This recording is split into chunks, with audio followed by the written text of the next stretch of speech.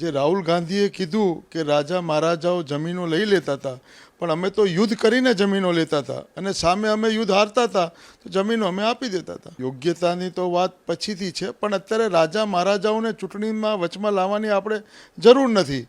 અને જે એ બોલ્યા છે એના અનુસંધાનમાં તો હું એટલું જ કહીશ કે હા, અમે જમીનો લેતા હતા અને યુદ્ધ લડીને માથા મૂકીને અમે લઈ લેતા હતા જમીન, અને સામે અમારા માથા કપાતા હતા તો સામે અમારી જમીને વહી જતી હતી. રાજાઓ પ્રજાશીલ જ રાજાઓ હતા, અને જ્યારે રજવાડાઓ આપ્યા ત્યારે અમે પ્રજાનું હિત જોઈને જ અમે રજવાડાઓ આપેલા છે. જે પરસોત્તમ રૂપાલાનું સ્ટેટમેન્ટ હતું, એ સ્ટેટમેન્ટ રોટી બેટીના વ્યવહારનું, એ સ્ટેટમેન્ટ અમારી ક્ષત્રિયાણીઓ ઉપર હતું.